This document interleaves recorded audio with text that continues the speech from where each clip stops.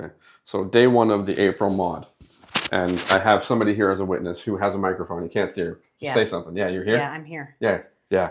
So full water bottles, full water bottles, full water bottles, orphaned water bottles. Yeah, those orphaned. Orphaned. Okay. Now, Another orphaned. lid off, orphaned water bottle. We've talked about these goddamn water bottles. They're washed. They're washed, yeah. They're lucky. Yeah, the coffee mugs will be washed because there's competitions about that. But I've definitely talked about this, and here it is. So no matter how many times you say something about the damn water bottles, hey, here they are. Orphaned mug. Orphaned mug? Yep, orphaned mug. Not washed. There we go. So finishing off a module previous weekend. So what is this? It's Friday, so not even that. On a Tuesday. So finishing up on a module on a Tuesday.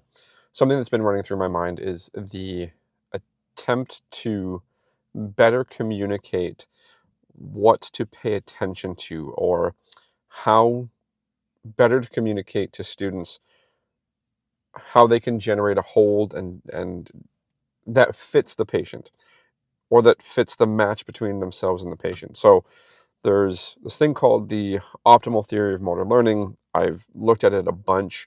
It's very important to me, but I think some of its guidance is something that I'm slipping on a little bit, because one of the things it has, so it's optimizing motivation and attention for learning is optimal, and it has 3 subcomponents. So essentially what's happened is there's been a lot of aggregation of data on motor learning and how best to teach people motor skills. So I would argue that osteopathy in practice has a lot of motor skills in it.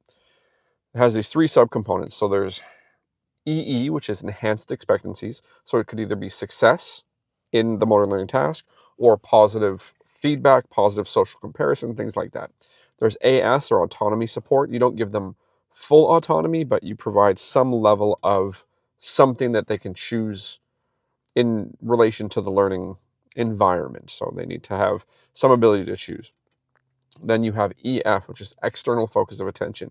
You don't try to teach somebody how to do something by telling them where to put their hands or execute a motor task by focusing on themselves or their internal state. You try to communicate to them to focus on the outcome of the motor task. So let's just say in the case of osteopathy, well, what I want you to do, as an example, is generate passive cervical rotation, right?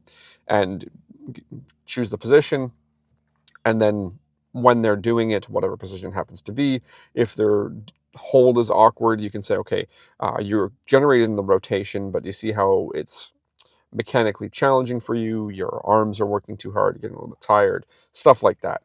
So as long as they're focusing on the outcome task, you can provide the minor corrective feedback about things like hold. So also, in some small ways, there's some value in focusing on the patient outcome rather than the internal state of the practitioner, because realistically you have to tune into how the patient responds, right? So if rotating them in the direction of restriction isn't working, and you can tell because they're jumping, they're protecting, they're holding back, stuff like that, then you're like, okay, well, I'm doing it wrong. And then that can provide an embodied experience for why you would switch to an indirect barrier approach, aka make the soft tissue soft.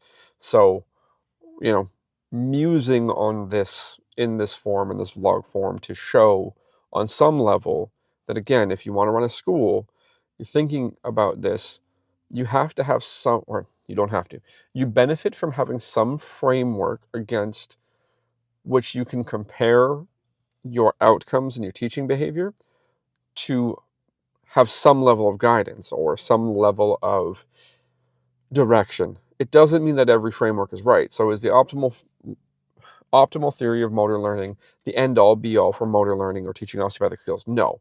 But it's a really good framework to sort of reflect against, because it's very considerate of a very large amount of motor learning research that's occurred up until it showed up.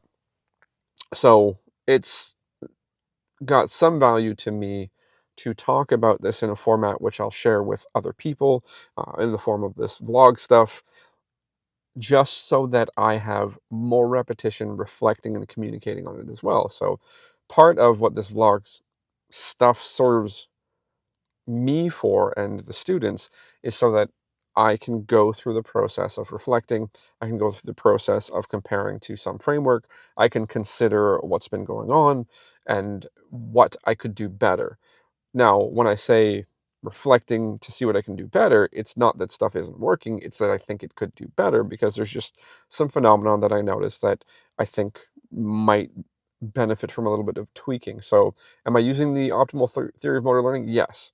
Do I think I could maybe use it a little bit better? Yeah, I probably could. So, something along the lines of the optimal theory of motor learning, specifically with respect to the subcomponent of external focus of attention, is a place where I might be able to interface with the students more effectively. As far as autonomy support, that seems to be pretty solid. That seems to be going pretty well. As far as enhanced expectancies, they have a generally positive environment, especially with the other students providing feedback. So most things are going pretty well. I think I could do slightly better with having them focus on the outcome goal more intently when paying attention to the patient. So, uh, take that for what it's worth. I take it, and this minor discussion or this explicit communication that's going to go into a video, to be repetition in considering it and possibly opening up new ideas that I don't have to spend a ton of time on because I'm doing stuff like this. I'm reflecting, I'm sharing, I'm communicating, and it's tapping into my current semantic network or my current network of related meaning so that I start to pull stuff together a little bit better, such that in any given moment when interacting with a student, I can probably get a little bit sharper with telling them the thing to pay more attention to. So in between mods and the absolute mundane stuff, so I got to clean up the table a little bit, but right here, I've got a lot of coffee pods that I have to take back to Nespresso to recycle, because that's the responsible thing to do, and I think they have a program that is very useful. Take it to the store and drop it off. I also have to get more garbage bags. Right, so I only have, I think those are the contractor bags. So I've got big bags that I'll take out to the curb, but I'm missing my smaller bags. I got a small roll there for small cans, but got to go get garbage bags. So again, depending on how motivated anybody is to try to get something running as far as a school, or even if you want to run, say, a continuing education business, there's really, really simple things that you are responsible for.